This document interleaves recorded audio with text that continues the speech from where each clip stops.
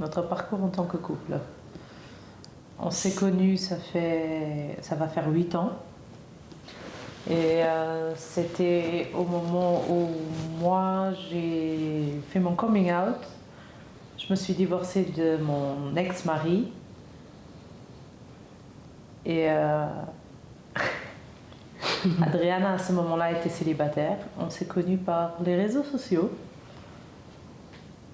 Tout a commencé avec des cafés qu'on est allé prendre ensemble et le tout s'est entamé très rapidement. On a commencé à vivre ensemble, je crois, après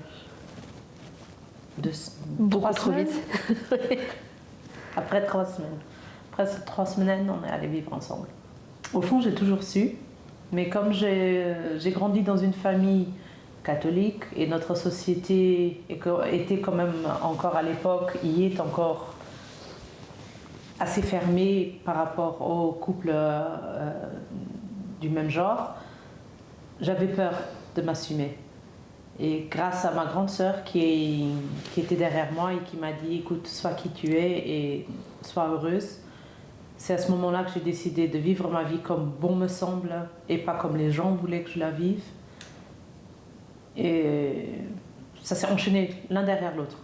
J'ai fait mon coming out, je crois vraiment 2 semaines après, j'ai fait sa connaissance et ça a été le déclic.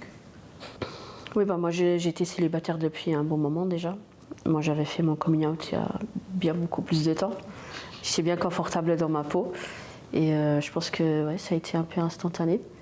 Quand on s'est vu, voilà, on le savait. Donc voilà, c'était parti. C'était avant le Covid, un peu avant le Covid. Un peu avant. Quand on n'a pas vraiment décidé, on a eu un feeling où on s'est dit c'est bon, on veut fonder notre famille. Et on a commencé à faire nos recherches, comment faire ici au Luxembourg pour pouvoir entamer la procédure pour fonder notre propre famille sans devoir passer par l'adoption, parce qu'on voulait un enfant biologique par nous-mêmes. Et au fond, on n'a pas vraiment eu un moment où on s'est dit allez, vas-y, maintenant on va essayer. C'est venu d'un jour à l'autre où on s'est dit on va fonder notre famille. Je pense que c'était un désir mutuel d'être maman, donc le moment était venu, on l'a ressenti comme ça et on n'était plus les plus jeunes. Aussi. Donc ouais, fallait commencer, donc voilà, on s'est jeté dedans.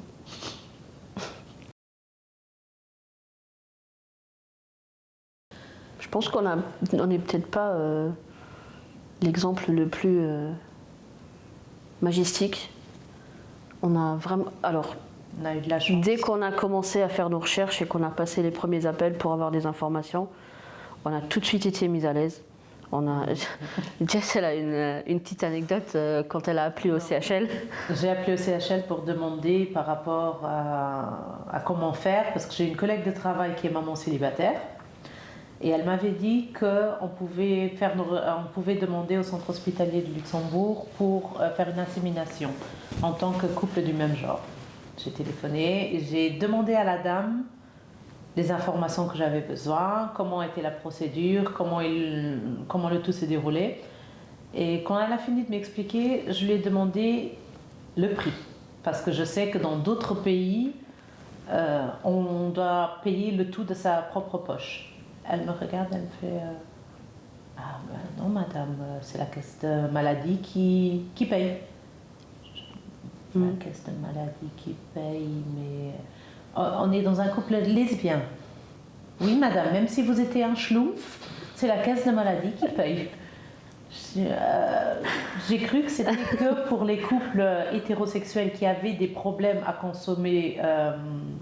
concevoir eux-mêmes, qui avaient le droit à l'aide de la CNS, mais au fond, non. La seule chose qu'on a dû payer de notre poche, c'était le donneur. Et le reste a tout été repris par la CNS. Au fond, tu payes ta facture de médecin comme si tu vas chez un autre médecin et tu l'envoies à la CNS. Donc là, déjà, le rapprochement était très, très, très humain. On ne s'est pas senti du tout stigmatisé Jamais. À être traité par l'équipe soignante. En arrivant, il nous traitait comme il traitait tous les autres couples qui venaient, que ce soit des couples hétérosexuels ou des couples homosexuels. Le médecin en question aussi, Non, il a été magnifique, tout bien expliqué. Tout bien expliqué, ouais. La seule chose où on a eu un peu de mal, où j'ai eu un peu de mal, c'était parce que mon corps ne travaillait pas directement comme on le voulait. Donc on a fait 4 tentatives. Et ce n'est qu'à la 4e que ça a fonctionné, alors que la 4e, elle n'était pas censée être une insémination normale. Je prenais des médicaments pour pouvoir stimuler autant de vulves que possible, pour pouvoir faire une ponction, pour pouvoir après faire une FIV, donc une insémination in vitro. Et au moment de l'échographie, j'avais une seule ovule qui s'était évoluée. Donc le médecin m'a dit, madame, c'est comme vous voulez maintenant. Ou bien on laisse de côté ce cycle et on recommence le cycle pour le prochain, ou on essaie encore une insémination. Je dis, ah non, j'ai pas passé tout un mois à m'injecter des hormones pour maintenant dire, on laisse passer. Non, c'est bon, on essaye. Et justement, c'est cela qui a fonctionné. Alors, le Luxembourg travaille avec une entreprise au Danemark, qui fournit donc tout ce qui est les donneurs.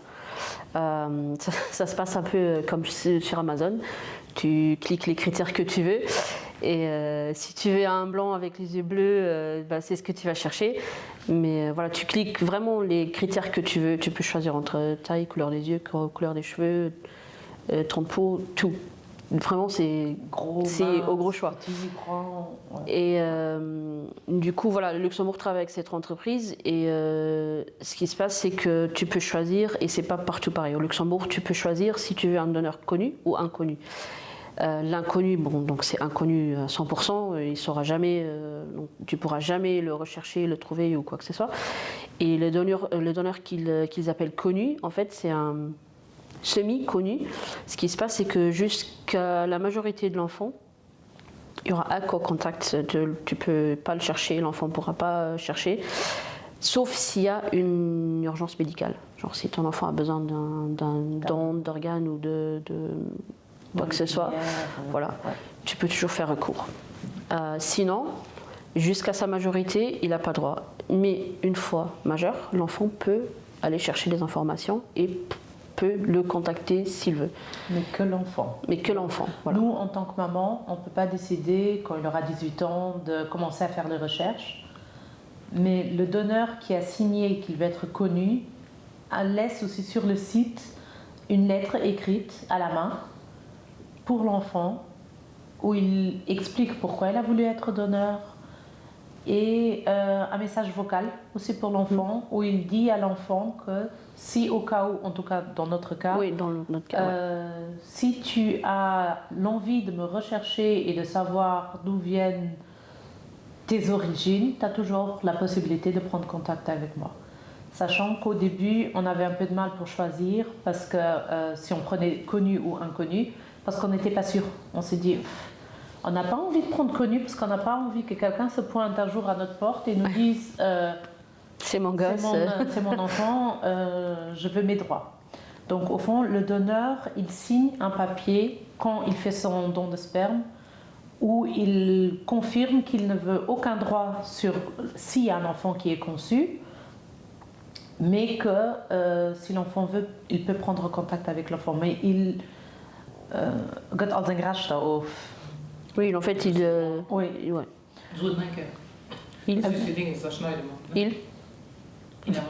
Il abandonne tous ses droits parentaux. Il abandonne tous ses droits parentaux.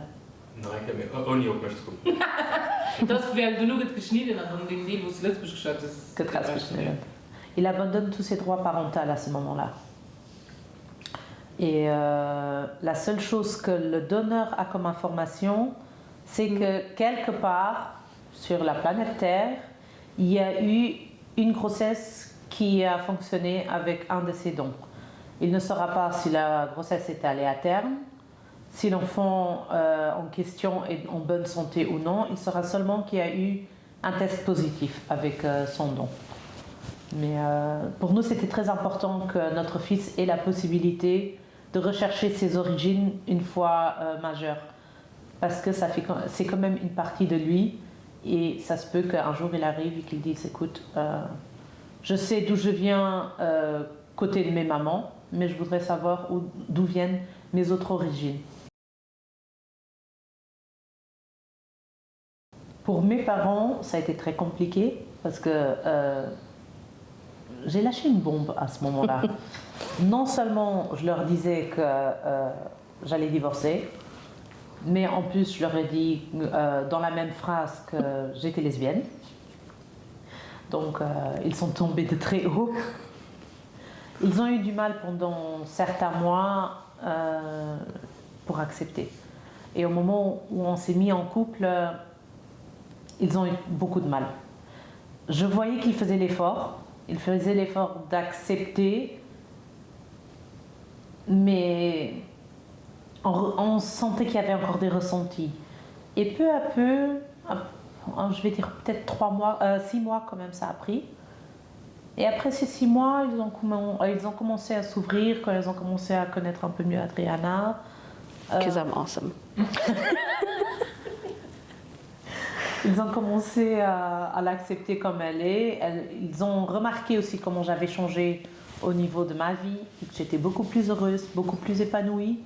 Et je crois que ça, c'était le déclic pour eux qui a fait qu'ils ont accepté. Qu'ils se sont dit, c'est bon, aussi longtemps qu'elle est heureuse. Et après, étant des parents, on va dire du Sud, encore de la vieille école, ils étaient très inquiets par ce que les autres allaient dire. Mais le fait que les tantes et les tontons qui sont plus âgés qu'eux l'ont très bien pris. Pour eux, c'est comme ça, c'est comme ça. Alors, aussi longtemps qu'elle est heureuse, c'est ce qui compte. Je crois que ça leur a aidé aussi à s'ouvrir et de se dire, c'est bon, ils vont pas la critiquer. Je crois que c'est souvent ça la peur des parents. C'est pas le fait de savoir c'est une fille ou un garçon qui partage la vie de notre enfant, mais plutôt le fait qu'il va avoir des difficultés dans la vie. Il va se faire stigmatiser pour le choix qu'il a pris dans sa vie. Et je crois que c'est ça qui fait que pour les parents, c'est compliqué d'accepter. Et à partir du moment qu'ils remarquent il n'y a pas de stigmatisation, ou elle est légère, ou c'est des personnes qui n'ont pas d'importance dans notre vie, à ce moment-là, ils nous laissent vivre notre vie comme il faut. Et c'était le cas de mes parents. Pour moi, j'ai plus de parents, ça fait un bout de temps. Mais quand je me suis assumée, je pense que c'est toujours pour tous les parents un coup, même si ils le suspectaient déjà ou le savaient déjà. Mais une fois que c'est dit à haute voix, ça fait quand même un impact. Mais j'ai jamais eu vraiment de soucis. Je pense que je suis très très très chanceuse dans ce champ-là. Et puis même ma grand-mère qui a aujourd'hui 82 ans, presque 83 ans, elle était la plus cool, c'était la première à savoir, elle m'a mis à l'aise même, elle m'a même mis très mal à l'aise avec ses questions, mais non, ça a été, je pense que pour moi ça a été un peu plus facile mon petit parcours. Et puis même une fois qu'on a décidé d'avoir un bébé et qu'on leur a raconté un peu qu'on était en train d'essayer, pour grand-mère, déjà ça faisait aucun sens. Comment vous faites? C'est pas possible. Donc j'ai essayé quand même de lui expliquer. Je pense que ça n'est jamais vraiment arrivé au moment de compréhension complète, mais en tout cas, elle est heureuse. C'est son petit trésor et du coup, elle s'en fout. Autant qu'on soit heureuse et qu'il est en bonne santé, tout ce qui compte. Je pense que, comme j'ai dit, on a eu quand même beaucoup de chance, je vais dire jusqu'au moment où elle est tombée enceinte. On a toujours été vraiment bien encadrés. Il n'y a vraiment pas eu un moment où on n'était pas sûr ou dans le doute ou dans la peur, parce que la loi le permet. Donc du coup, le parcours, quand tu le commences, tu le fais toujours à deux. Tout est signé à deux. Toutes les visites médicales, on les a fait à deux. Mais une fois la grossesse confirmée, en fait, le partenaire n'existe plus. Donc ça veut dire tout ce qui se passe après, donc une fois la grossesse commencée, j'ai plus rien à signer, j'ai plus le droit de décision ou quoi que ce soit. Pendant la naissance, nous on a eu de la chance vraiment à la maternité, on a été traités comme, je vais dire, des reines. C'était vraiment impeccable. Par contre, une fois le bébé arrivé, j'ai aucun droit. Donc, ici au Luxembourg, ils ont bien pensé de légaliser le mariage homosexuel, ils ont bien pensé de nous laisser concevoir un enfant, mais ils n'ont peut-être pas fini leur plan. Et du coup, une fois le bébé arrivé, c'est un peu plus compliqué. Donc du coup, on doit être marié. Donc c'est pas, on n'a pas, il ne suffit pas d'être juste pacsé ou quoi que ce soit, mais il faut être marié pour que le partenaire, donc dans ce cas moi, puisse adopter l'enfant. Et donc on passe par une procédure d'adoption, je vais dire, normale. Et du coup, une fois que l'enfant a 3 mois, tu peux commencer la procédure.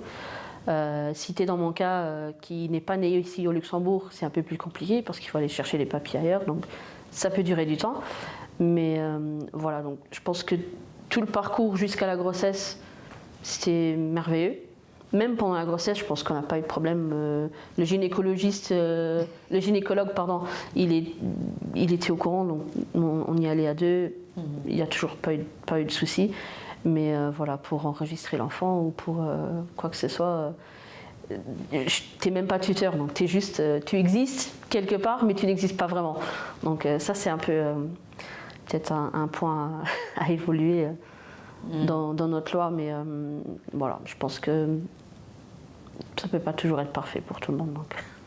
Je crois que la partie qui était la plus compliquée, c'était pour l'accouchement. Normalement, le partenaire a droit à 5 jours. Pour les 10 jours de papa congé.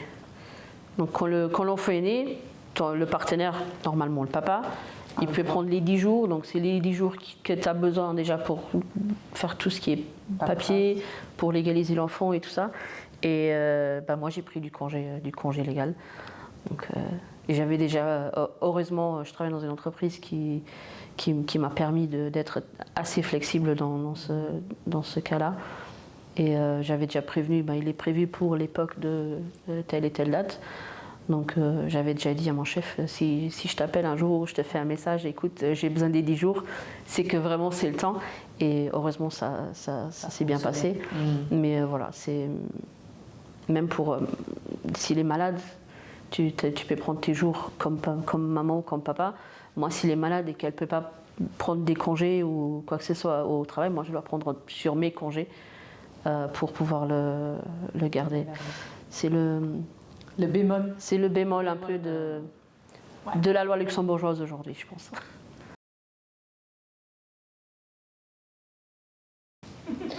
Donc, la naissance. J'étais en travail pendant 30 heures. Des 30 heures, parce qu'on avait fait les cours préparatoires et tout, je me suis pris pour Superwoman. Je me suis dit non, pas de péridurale, je vais le faire sans. J'ai tenu 16 heures, mais on avait dû me déclencher parce que j'avais perdu les os un dimanche la nuit. Lundi, toute la journée à l'hôpital, j'avais pas de contraction, donc à 10h du soir, ils m'ont dit madame, ça fait 24 heures, toujours pas de contraction, il va falloir qu'on vous déclenche. Sachant que les contractions déclenchées sont beaucoup plus fortes que les contractions normales. 2h du matin, elles ont commencé. Donc ça a pris de 2h du matin jusqu'au prochain jour, 5h de l'après-midi. J'avais des contractions au début écartées d'une demi-heure.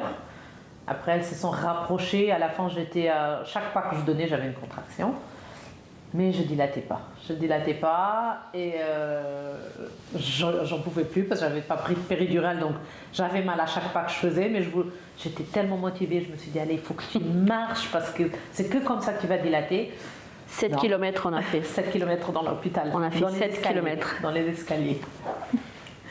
À 5h de l'après-midi, il y a la sage-femme qui me dit madame, vous ne serez pas moi maman si vous prenez la péridurale.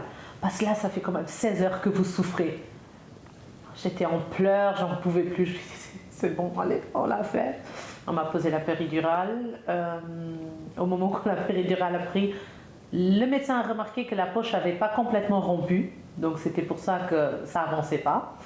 Elle m'a rompu les poches. Je suis restée encore 14 heures en salle d'accouchement, sachant que maintenant ils posent des péridurales qui t'allaitent pas complètement. Donc tu peux encore marcher et tu les sens encore les contractions mais moins fortes. 6 heures du matin, un peu avant 6 heures du matin, la gynécologue est venue me voir, elle a dit madame, ça avance pas, c'est comme vous voulez, parce que je suis restée à 8 cm.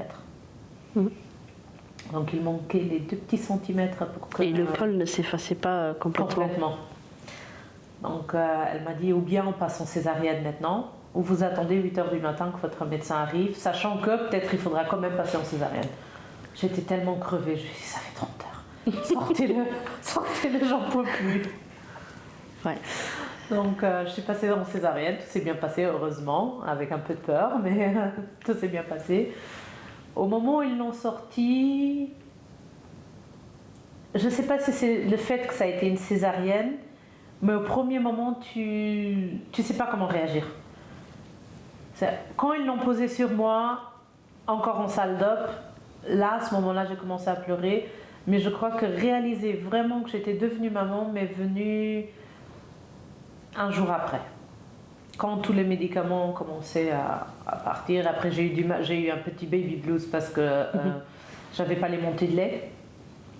Comme j'avais eu trop de médicaments, les montées de lait ne venaient pas et il pleurait constamment, il n'arrêtait pas de pleurer parce qu'il avait faim, le pauvre chou.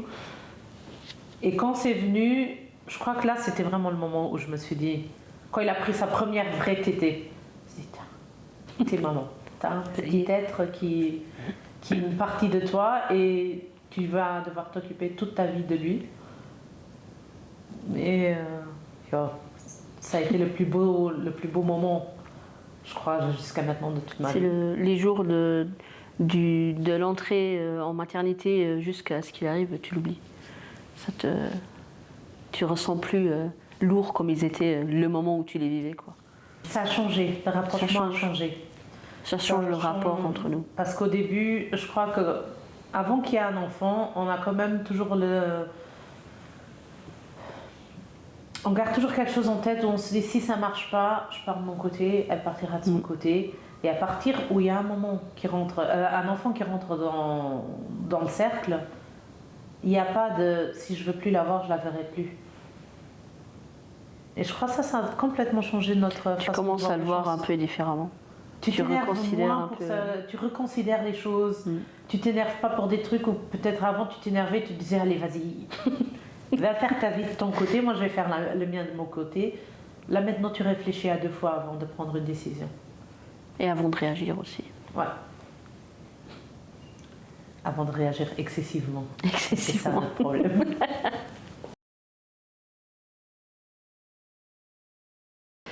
Quelle aventure! Mais quelle aventure d'être parent! C'est tout à quoi on s'attendait et pas du tout. Je pense, moi je le vois un peu comme ça. Ouais. C'est tous les moments heureux auxquels tu t'attends, ils arrivent tôt ou tard. Tous les moments de panique, tu les as aussi. Tous les moments de peur, tous les moments de délire. C'est tout ce qu'on nous a jamais raconté sur être parent, que ce soit positif ou négatif, on l'a vu. Peut-être pas trop de négatif, on a quand même de la chance avec notre petit. Il est assez facile. Il a un caractère, c'est certes, mais il est vraiment assez facile.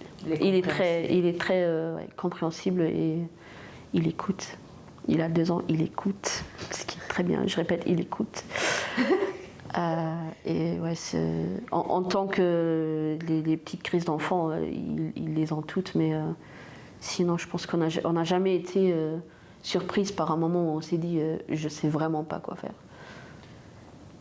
Si, tout au début, en tout cas pour moi, au début. J'ai eu des moments comme ça, justement avec l'allaitement, quand il n'arrêtait pas de crier, ça faisait 6 heures d'affilée qu'il criait, où je savais pas quoi faire.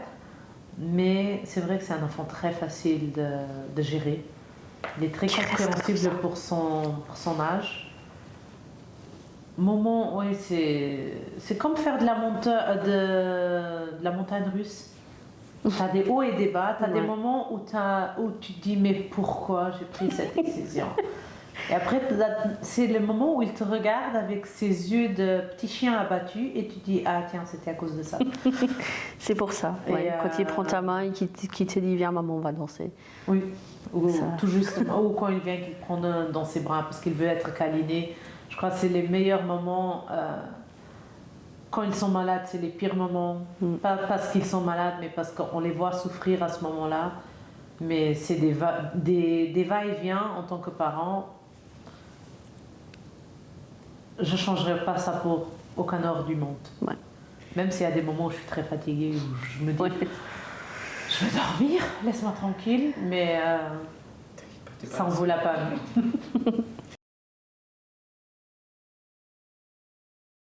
Sincèrement, non. Non. Non. Que ce soit à la crèche, que ce soit la famille, que ce soit au travail ou n'importe où on va, on n'a jamais eu le ressenti que les gens nous regardaient ou qu'ils se posaient des questions ou qu'ils commençaient à parler bête de voir deux femmes avec un enfant. Pas du tout. Au contraire, surtout à la crèche par exemple, les éducatrices sont très aimables. Et je ne les vois pas faire une différence entre notre couple et un couple hétérosexuel. Elles nous traitent de la même façon qu'ils traitent les autres couples. Même chose pour moi, par exemple, au travail. Ma direction, mes chefs me traitent de la même façon qu'ils traitent mes collègues qui sont en couple hétérosexuel. S'il y a quelque chose avec l'enfant, ils font pas de... Oui, je sens pas de différence au fond. Je sens pas de différence. Même pour moi, sachant que la situation, genre qu'il faut passer par l'adoption et tout, donc légalement, je ne devrais pas avoir droit à quoi que ce soit. Mais si je les appelle le matin, je dis écoute, il fait de la fièvre, je peux pas venir aujourd'hui. J'ai jamais eu un problème où que ce soit ou de quoi que ce soit, même. Même niveau médecin, les médecins aussi sont très. Notre médecin, le pédiatre, très compréhensif. Ils ne font pas de différence. Ils ne font pas de différence entre couples. Bien sûr, il y a toujours les regards. Quand on passe dans la rue, il y a un petit couple de vieux qui sont... C'est pas leur génération, ils sont pas habitués. Tu as toujours des regards un peu... je vais pas dire moqueurs ou jugeurs, mais ils se posent des questions. Tu vois que c'est quelque chose qu'ils connaissent pas, donc ils s'interrogent. Mais j'ai jamais eu l'impression que c'était au niveau négatif. Après, la famille, bah, pareil, je pense. C'est le petit prince de la famille. Hein. Ouais. Après, il a aussi la chance d'avoir beaucoup de différentes situations dans notre famille, que ce soit un parent qui est séparé de l'autre parent, donc monoparental, ou tu as d'autres couples homosexuels dans la famille, tu as des couples hétérosexuels. Donc pour lui, tout est normal. Il ne connaît pas autre chose.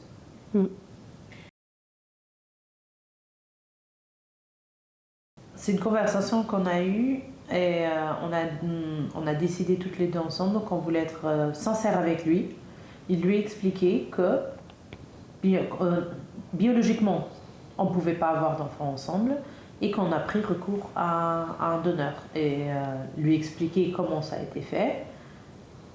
Mais vraiment, on n'a pas l'intention de commencer à lui raconter l'histoire de la cigogne qui ramène le bébé ou les bébés qui sortent du chou.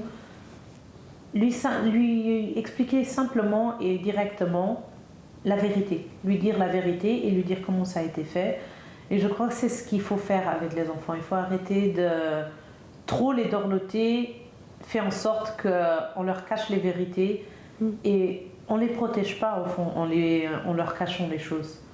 Parce que du coup, ils vont se poser encore plus de questions, parce que ils ne sont pas bêtes, les enfants. Ils savent bien qu'une cigogne, ça ne peut pas porter un bébé. Hein.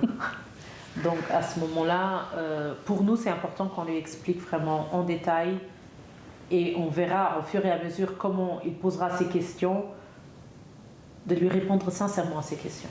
Et de ne pas chercher Lui raconter des histoires. des histoires.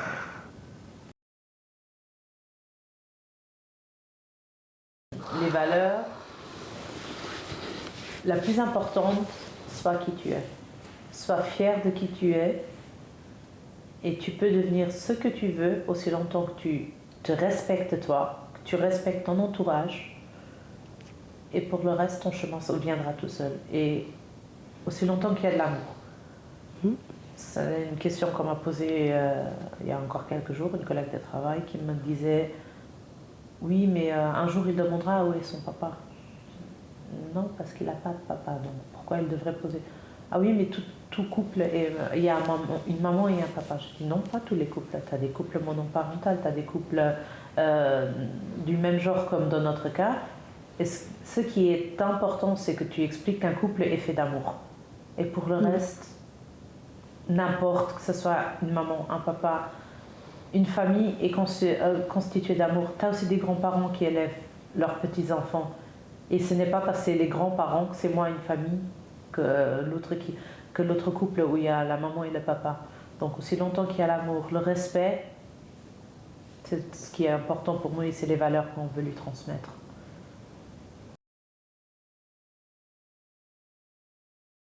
On en veut encore un. Et comme moi j'ai déjà souffert une fois, ce sera son tour de souffrir. En fait, la dernière ronde, je vais dire, de pipettes qu'on a commandé pour du donneur, il nous en reste une.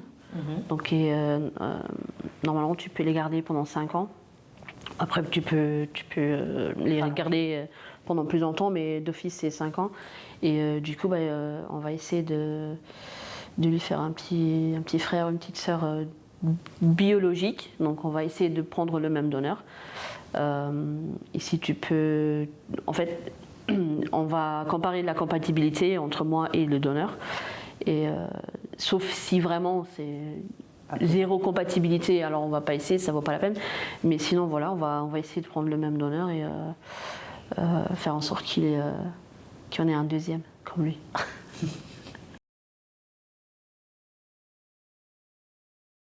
Faites-le. Ouais. Faites-le. N'écoutez pas votre voix intérieure qui va vous dire ça va être compliqué. Oui, ça va être compliqué. Mais si vous le faites avec amour et avec dévotion, faites-le. Si c'est vraiment un désir que vous avez, ne vous mettez pas des barrières par rapport à la société, parce que votre vie, c'est vous qui la vivez et pas la société qui va la vivre à votre place. Donc, en tout cas, ce serait mon conseil. Non, pareil. De ne pas attendre que les autres vous donnent leur accord ou leur bénédiction pour pouvoir le faire. Si c'est un souhait, c'est quelque chose que je dirais à tout le monde. Faites-le, bien sûr, sachant que pour nous les femmes, c'est plus facile, parce qu'on peut porter l'enfant nous-mêmes. Pour nos compatriotes homosexuels, les garçons, c'est beaucoup plus compliqué, malheureusement, parce qu'il faut qu'ils passent par l'adoption ou par des mères porteuses, qui ici au Luxembourg ne sont pas acceptées. Donc c'est un chemin très très très difficile. Il faut s'armer de patience pour pouvoir le faire. Mais c'est très très très gratifiant à la fin. Ouais. Ça en vaut la peine.